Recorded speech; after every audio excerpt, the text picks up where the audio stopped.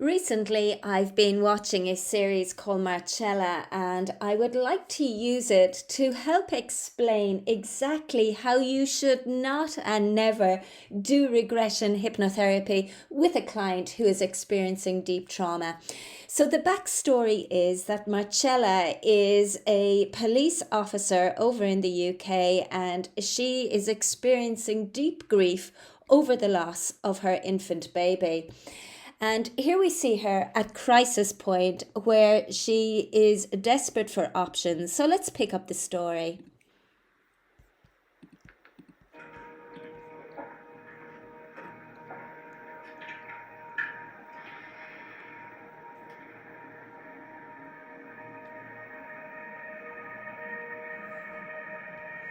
A friend at work knows a therapist who uses hypnosis. If you'd like her details. She has treated dissociative amnesia before.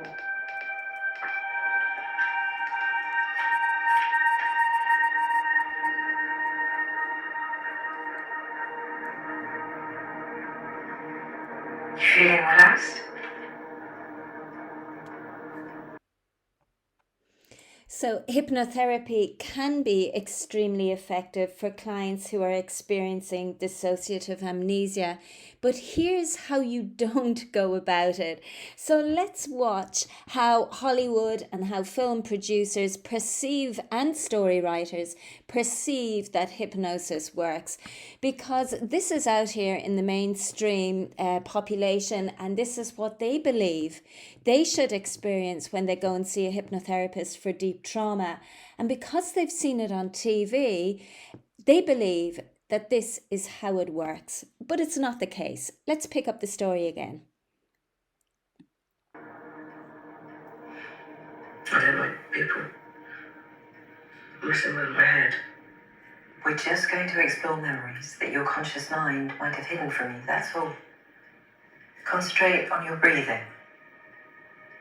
They'll be your memories. I'll just guide you.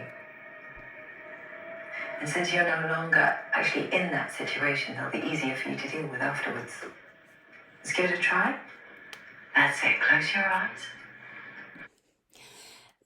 So the hypnotherapist in this instance is trying to clear themselves of blame because they're trying to rationalize to our client here that because you are going into memories that they're not real because they're not here in the present. Now, anyone who's experienced deep trauma will know that the memories are real, that they are here, they're completely here, and they are in the present.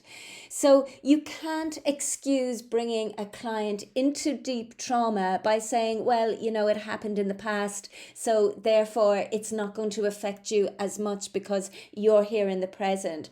All you have to do is to see how our client here, Marcella, is in her everyday life.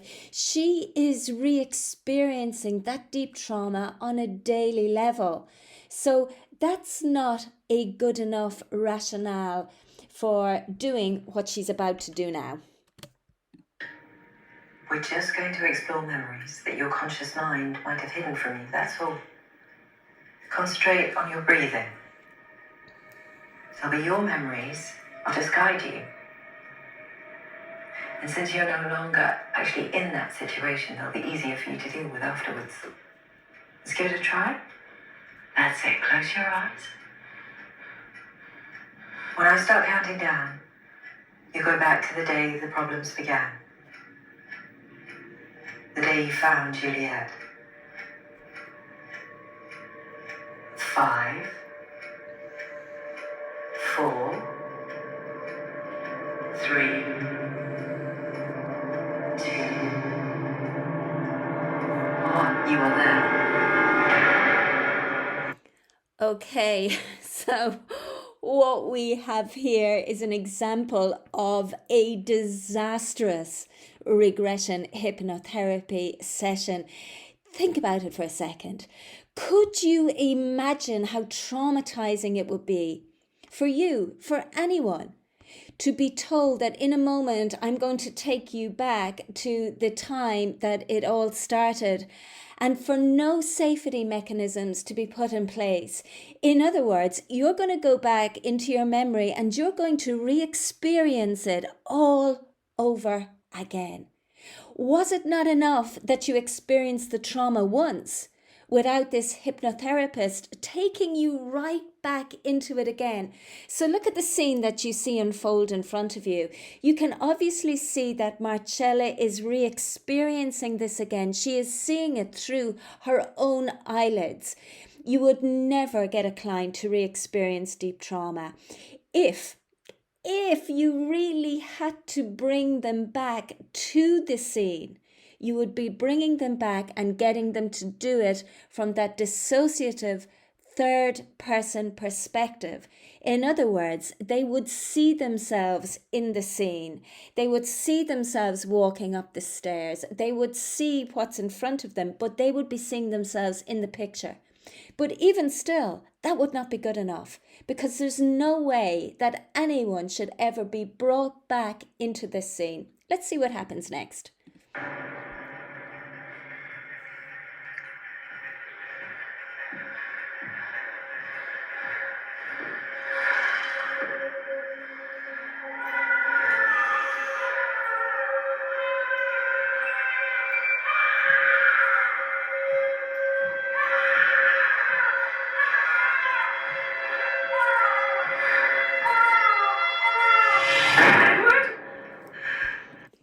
Okay, so Marcella's brain, in its infinite wisdom, brought her out of that experience, right back up to reality and right back out of hypnosis.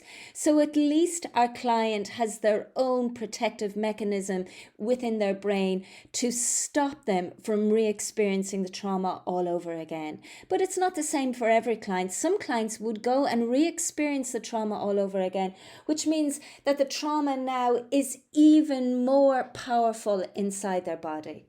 So what you really need to know is that when our brains repress memories, they do this for a very specific reason, and that is to keep us safe.